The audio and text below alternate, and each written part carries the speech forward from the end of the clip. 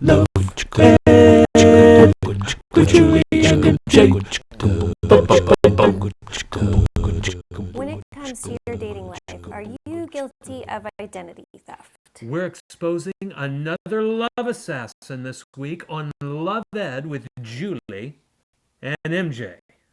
Please be so kind as to explain to us again what a love assassin is. Certainly, my dear. A love assassin is a mindset that will stunt your social life and sabotage your ability to thrive in long-term sacrificial relationships. Other than that, it's not really a big deal. I just told our viewer that they might be guilty of identity theft. We're talking about love assassins. I thought identity theft is a crime, right? Oh, trust me, this love assassin is a crime because it leads people to build very unstable relationships that then, when they self-destruct, and they do, then leave former lovers lost and alone and desperate for their next unhealthy relationship. This episode wouldn't be inspired by a particular movie. I don't know. Maybe The Bourne Identity? One of those ones that you like to watch over and over. Yeah. And I love the over movie. Here's the plot in a paragraph. and over. It's the story of a young man who wakes up with amnesia and then sets out on a journey to discover who he is. That was great. That wasn't a paragraph. That was just a sentence. Good job. Hey. So, without spoiling the movie, can you tell us whether he was able to accomplish his mission? Yeah, because, I mean, you can see in the trailer, and of course you don't even have to watch a trailer to know he's going to meet a girl who, though she does not wake up with amnesia, is basically in the same place that he is, in the sense that she apparently has no friends present in her life at the time, and virtually no family connection from her past. They're perfect for each other. Well, they certainly have a lot in common. So then the two of them together follow the clues to try to discover his identity as Jason Bourne, thus the title, The Bourne Identity. Yeah, now here's what I love about the movie. At the start, Jason quickly regains his memory in regards to things that he can do.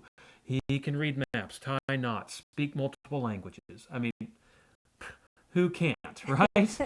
But while everyone around him sees this as tremendous progress, hey, yeah, it's coming back, Jason grows more and more agitated because he can clearly see what they cannot. Which is? That his skills and his abilities and his gifts don't tell him who he is. They don't define him. So he doesn't discover his identity in what he does. That's right, and I love that. But then in walks the girl.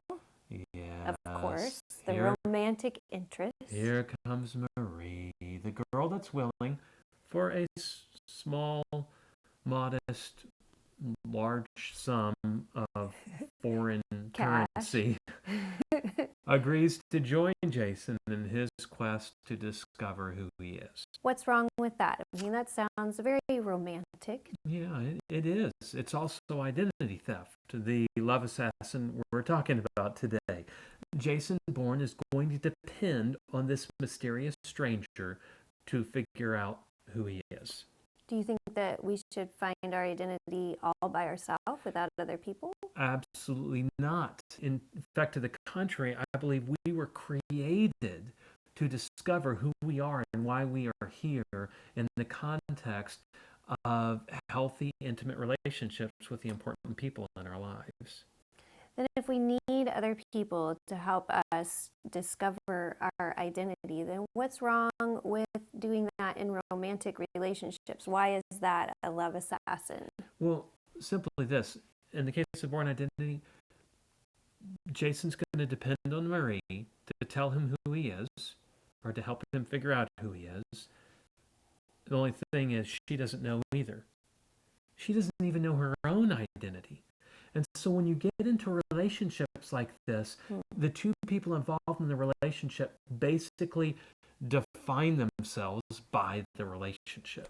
They end up liking whatever the other person likes. They end up doing whatever the other person does. They kind of become a dating chameleon where they morph into whoever they're dating at that time. Whatever that person is what they are. Maybe even sometimes distancing themselves from family and friends to really only focus on this one relationship. Yeah, maybe you've seen a relationship like this. Maybe you've been in a relationship like this. This is why, if you do not already have a firm grasp on your identity, on who you are and why you're here, I really urge you to put your dating life on hold, because your temptation will be to orient your identity around your current relationship, which is exhilarating while it lasts, but without any ill intent. You will basically be perpetrating identity theft on every person that you date seriously. And you need to be careful that the people that you date are firmly grounded in their identity and in their purpose in life, or else you become the victim of identity theft as they morph into whoever you are. Which doesn't feel like victimization at the time either. It feels pretty cool. It makes you feel pretty special when this pretty young thing is all about you and all about your abilities and your ideas. They're basically your yes man. Or your yes girl. Or your yes to everything. Exactly.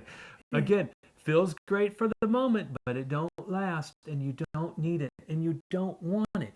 You want to date someone else, not yourself.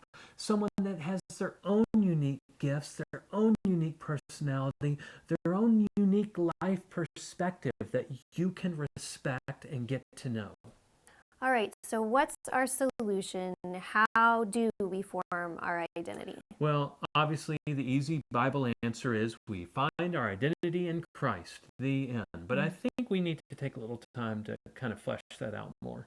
All right, and we also need to explain more about relationships. If we're not finding our identity in romantic relationships, what kind of relationships should we be finding our purpose and identity in? Absolutely, and I actually go in great depth to talk about that in our Date Night Advice blog, and it's a series called Intimacy Imposters.